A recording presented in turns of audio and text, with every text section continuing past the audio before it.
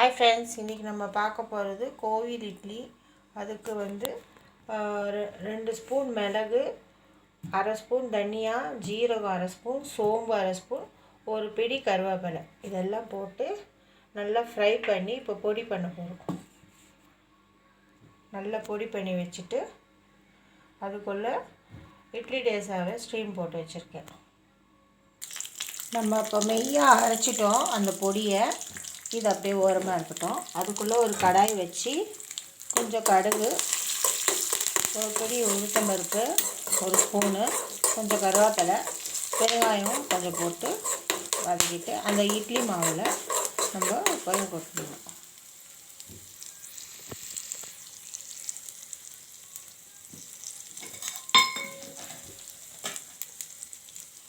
ஒரு பொடி முந்திரி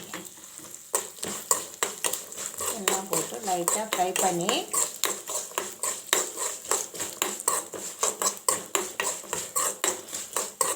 அப்புறம் இந்த மாதிரி எங்கள் வீட்டில் இருக்கிற கிண்ணம் இந்த மாதிரி அதில் எண்ணெய் தடவி வச்சுருக்கேன்.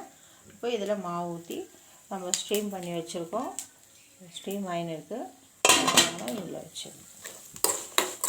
இது கொஞ்சம் லைட் ப்ரௌனிஷாக வந்தோன்னே இதில் இஞ்சி வேணும்னா இஞ்சி போட்டுக்கலாம், பச்சை மிளகாய் வேணும்னா பச்சை மிளகாய் போட்டுக்கலாம். சில பேருக்கு சாப்பிடும் போது இன்பிட்வீனில் இஞ்சி கடித்தா எரிச்சலாக இருக்கும், சாப்பிட மாட்டாங்க.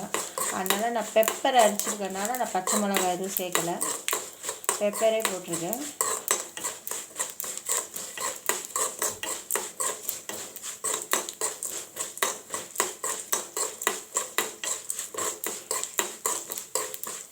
ஏன்னா இந்த உளுத்தம்பருப்பு முந்திரி சாப்பிட்றதே நல்லாயிருக்கும் டேஸ்ட்டு. நறுக்குன்னு ஸ்டவ் ஆன் பண்ணிடுவேன்.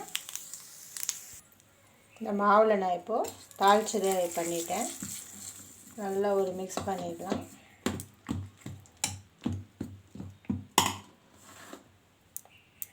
இப்போது இந்த பொடியை கொஞ்சமாக நம்ம போட்டுக்கலாம்.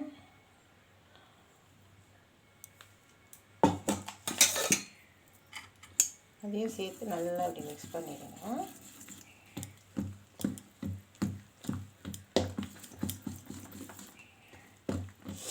அப்படியே வாசனையாக இருக்கும். கருவேப்பிலையை லைட்டாக போட்டு வறுத்து போட்டால் அந்த ஸ்மெல்லு சூப்பராக இருக்கும்.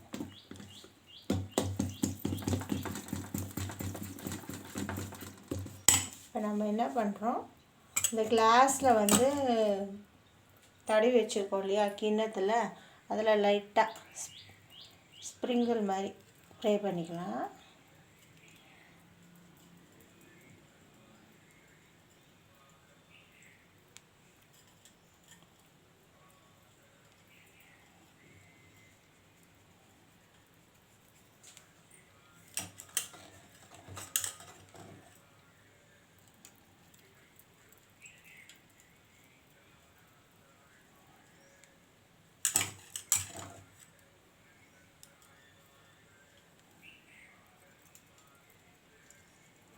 நான் 4 தான் ஊற்ற போகிறேன்.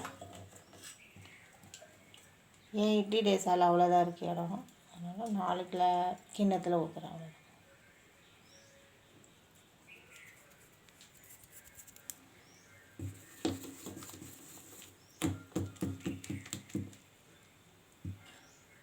இப்போது எல்லாம் ஊற்றிடலாம். மாவை ஊற்றிடலாம். 2 கரண்டி ஊற்றினா போதும்.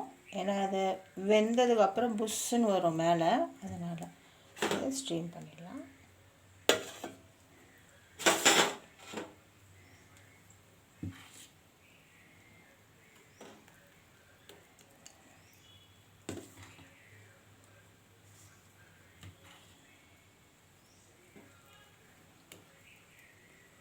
இப்போ இருக்க பசங்க கருவேப்பிலையை எடுத்து வச்சுட்டு தான் சாப்பிட்றாங்க.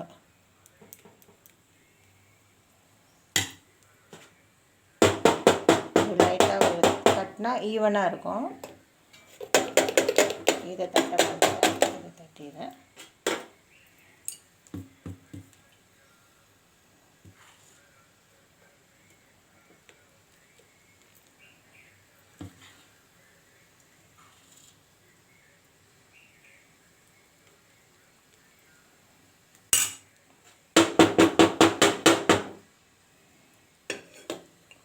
எனக்கு 4 வைக்க கூட இடம் இல்லை, இப்போதுக்கு 3 தான் வச்சுருக்கேன். நெக்ஸ்ட்டு ஒன்று அப்புறமா வைக்கிறேன்.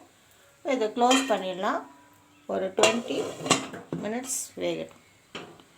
வெந்ததுக்கப்புறம் சூப்பராக இருக்கும். ட்ரை பண்ணி பாருங்கள். இதுக்கு புதினா சட்னியும் ஓகே, இல்லை உடச்சிக்கடலை சட்னி ஓகே, வேர்க்கடலை சட்னி ஓகே, எது இருந்தாலும் சூப்பராக இருக்கும். எதுவுமே இல்லைன்னா கூட அப்படியே சாப்பிடலாம். பாய். சப்ஸ்கிரைப் பண்ணுங்கள், லைக் பண்ணுங்கள், ஷேர் பண்ணுங்கள். பாய்.